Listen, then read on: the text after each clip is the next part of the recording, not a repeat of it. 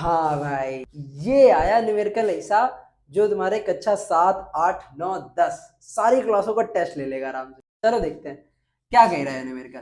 बस 5-10 मिनट की बात है, खत्म हो जाएगा।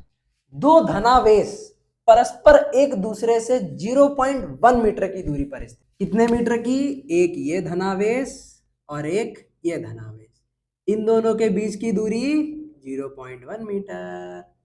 आगे बढ़ो। कितने न्यूटन के बल से प्रतिकर्षित कर रहे हैं? 18 न्यूटन के बल से प्रतिकर्षित कर रहे हैं। यानी F बराबर क्या आ गया? 18 न्यूटन। सर Q1 Q2 कुछ नहीं दिया गया, लेकिन कोई बात नहीं, वही तो निकालना पड़ेगा। देखो क्या कह रहा है, यदि दोनों का योग यानी कि Q1 प्लस Q2 दोनों का योग कितना दिया गया है? 4 माइक्रो कूलम। ये माइक्रो शब्द याद रखना। सॉरी सॉरी सॉरी सॉरी, 4 नहीं दिया गया, 9 दिया गया, सॉरी। तो उनके अलग अलग मान यानी कि Q1 की वैल्यू और Q2 की वैल्यू हमें क्या पता करनी है? Q1 नहीं पता है और Q2 नहीं पता है। बहुत सरल है, बहुत ज्यादा सरल। देखो कैसे। Q1 प्लस Q2 पता है, अगर हम कहीं से Q1 माइनस Q2 पता कर लें चुटकियों में हो जाएगा। वही तो पता करना है। देखो कैसे पता करेंगे। अच्छा, Q1 माइनस Q2 का फॉर्मूला क्या होता है? Q1 माइनस Q2 का होल स्क्वायर बराबर Q1 प्लस Q2 का whole square minus 4Q1 Q2। 10th में फॉर्मूला पढ़ा था ये वाला, a माइनस बी का होल स्क्वायर बराबर a प्लस बी का whole square minus 4Q1 Q2। अब ये पता भी होगा भाई कि ये कहां से आया कहां से नहीं आया, समझ रहे हो ना? अब देखो यार, हमें Q1 प्लस Q2 तो पता है, लेकिन Q1 Q2 नहीं पता। कहां से निकाले? दिमाग में आया, हाँ दिमाग में आया कि भाई हमें F और R दिए गए हैं, कुछ इससे तिकड़म बैठाल सकते हैं। और वो तिकड़म क्या बैठेगा? वो तिकड़म बैठा लेंगे कूलाम बाबा। तो कूलाम के नियम से क्या कहता है कूलाम का नियम? F is equal to 9 into 10 to the power 9 Q1 Q2 upon R square। चलो वैल्यू जो जो पता है रख दो भाई। F की जगह क्या रख सकते हैं हम? 18 बराबर में क्या चलेगा? ये चलेगा। Q1 Q2 नहीं पता, वही तो निकालना है भाई।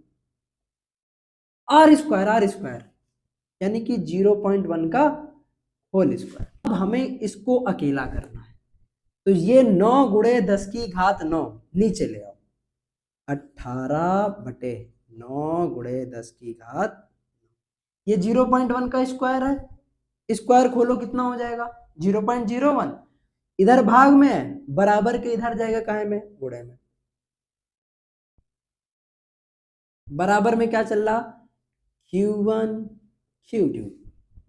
ठीक, काटो। 9 दूनी 18, ये 10 की घात प्लस 9, ऊपर जाएगी 10 की घात माइनस 9, 2 गुणे 10 की घात माइनस।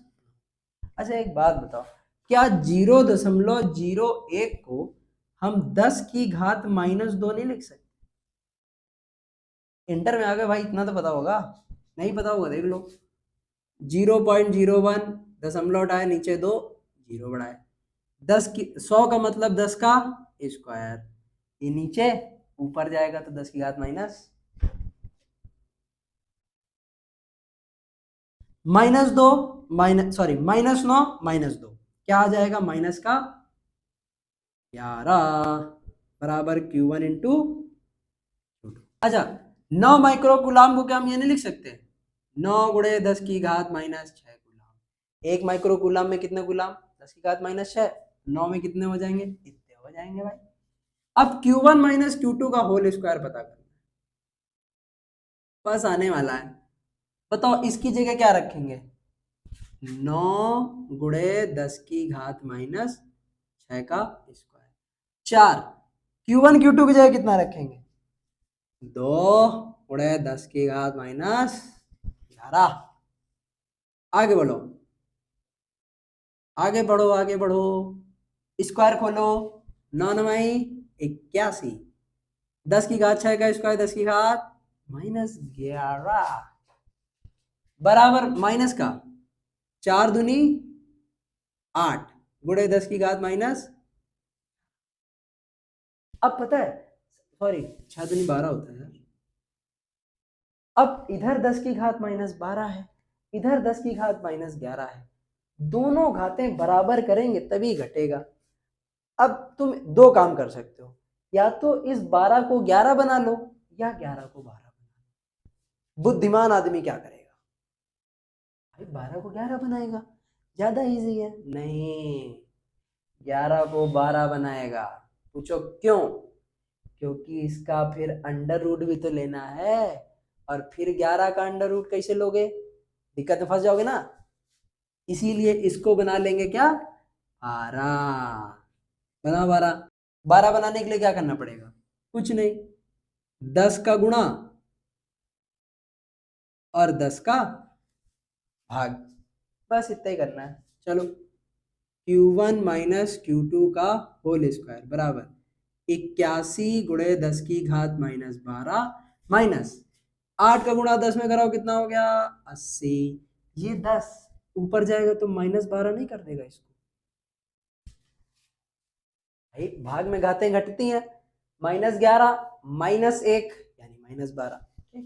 अब 81 में 80 घटाओ कितना आ गया 1 गुणे 10 की घात -12, देखा इसीलिए तो किया था। अब स्क्वायर हटाएंगे इधर रूट आ जाएगा, तो Q1 माइनस Q2 बराबर अंडर रूट 10 की घात -12। जैसे तुम 10 की घात -12 का रूट करोगे तो घात आधी हो जाएगी, तो Q1 माइनस Q2 का मान यहां से कितना आ गया 10 की घात -6 कूलाम। क्या हम लोग 10 की घात -6 कूलाम को ये नहीं लिख सकते 1 माइक्रो कूलाम? हाँ बिल्कुल लिख सकते हैं भैया, अब लिख सकते हैं, लिख सकते हैं, लिख सकते हैं। इसको हमने कह दिया समीकरण नंबर 2, इसको हमने कह दिया समीकरण नंबर 1। अब 1 और 2 को एक बार जरा जोड़ दो, जोड़ो जोड़ो जोड़ो, समीकरण 1 प्लस 2। बताओ 1 के एलएचएस में क्या है Q1 प्लस Q2, आरएचएस में इस 2 के एलएचएस में क्या है Q1 माइनस Q2। अब जरा इसका आरएचएस देखो 9 माइक्रोकूलम, इसका देखो 1 माइक्रोकूलम, कुछ कटा बिल्कुल, Q2 से Q2 कैंसिल, Q1 Q1 आपस में जुड़ जाएंगे, Q1 Q1 2 Q1 बराबर में 9 1 10 माइक्रो। बताओ Q1 की वैल्यू यहां से कितनी आ जाएगी 2 पंचे 10, Q1 5 आ गया। अब Q1 का मान चाहे यहां रख दो चाहे यहां रख दो, तुम बताओ कहां रखते हैं। हम पता सच बता रहे, मन की बात बता दी कि नहीं बता दी, तुम्हारे मन में चल रहा है कि Q1 का मान हम यहाँ रखें, चल रहा था कि नहीं चल रहा था, चलो रख दिया, वरना हम तो इसमें रखना चाह रहे थे। रखो, यहाँ Q1 की जगह 5 हो जाएगा प्लस Q2 बराबर 9, ये 5 इधर प्लस का इधर जाएगा माइनस का, तो Q2 बराबर कितना आ गया 4 माइक्रो। खत्म। दोनों पर कैसा आवेश होगा धन आवेश होगा, ये देखो ये प्लस ये प्लस। बात समझ में आई? यहां से होता है ये सवाल तुम्हारा खत्म। एक की वैल्यू आ गई 5, एक की वैल्यू आ गई 4। ठीक, बढ़िया सवाल था, लेकिन एकदम सरल सा सवाल था। तुम अगर धीरज ना धरते तो ये सवाल हो नहीं पाता। मिलेंगे अब अगले न्यूमेरिकल में।